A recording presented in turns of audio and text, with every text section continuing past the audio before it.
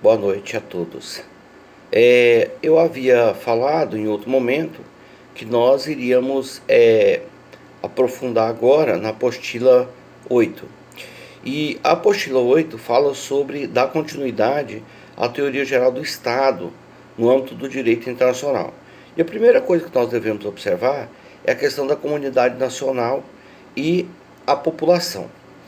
Como é que eu vou fazer para separar, ou melhor, para distinguir a comunidade nacional da população?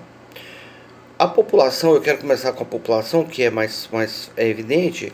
A população, ela tem a sua essência em todas as pessoas que moram dentro do território brasileiro.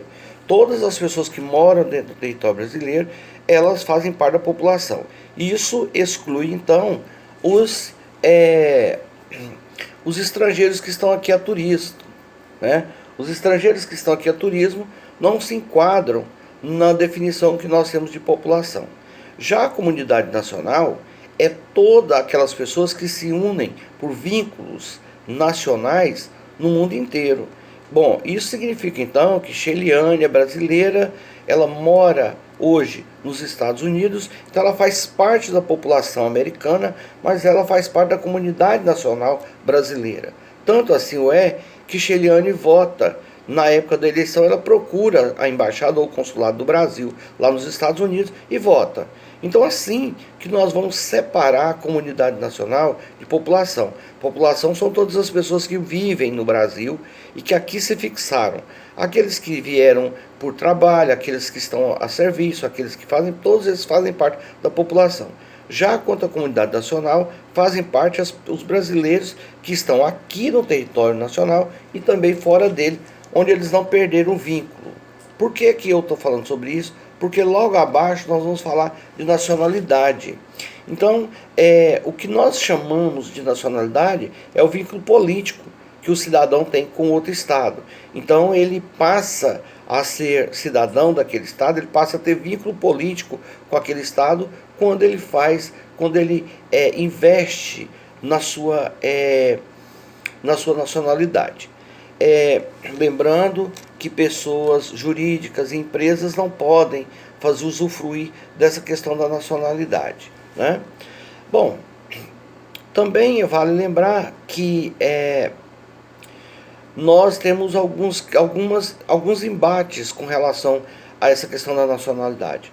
E um dos maiores embates com relação a essa questão da nacionalidade é o fato de que ninguém pode ser privado de sua nacionalidade.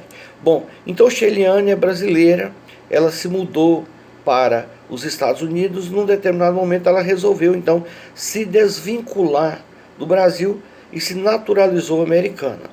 A partir desse momento, Sheliane passa a fazer parte da população americana e da comunidade nacional americana. Ela deixa de ser brasileira. Mas se em algum momento aquele decreto de naturalização de Sheliane for revogado, ela volta obrigatoriamente a ser brasileira. O Brasil obrigatoriamente estará obrigado a recebê-la de volta dentro das nossas normas. Isso é o que a apostila fala ali no item 1.b, né? Quando a gente fala sobre essa questão de que o Estado não pode expulsar os seus súditos, o Estado não pode banir alguém, o Estado, por pior que ela seja, né? O Estado pode sancionar as penas sobre ela, mas o Estado não pode negar a ela o acesso à sua nacionalidade. Tem aí também os apátridas, né? Mas eu não tenho tempo para aprofundar nos apátridas. Você pode depois pegar aí uma doutrina e ver essa questão dos apátridas. Vamos falar também sobre proteção internacional aos direitos humanos. E é bom lembrar, voltando ao item anterior, que se você entra dentro do Estado, você se sujeita às normas dele, né? Então, se você se sujeita às normas dele, você não pode mais abrir mão dessas normas. Vocês tiveram aí a possibilidade de trabalhar essa semana passada com um filme, e esse filme falava justamente sobre isso, né? Sobre essa questão do território, do Estado, do respeito às embaixadas, né? E que, embora aquelas pessoas estivessem dentro de solo americano, iraniano, elas eram americanas, né? Elas não podiam ter sido tratadas daquela maneira. Quando a gente fala sobre direitos humanos, o basilar é a Carta da ONU. A Carta da ONU é o documento mais importante para falar sobre essa questão da proteção aos direitos humanos. O Estado está sempre preocupado em criar normas que possa facilitar a vida do ser humano, né? Que possa garantir normas, no mínimo, normas basilares para os seres humanos. Então, nesse grupo, tá aí aquela questão da proteção à criança, proteção ao adolescente, a proteção à vida.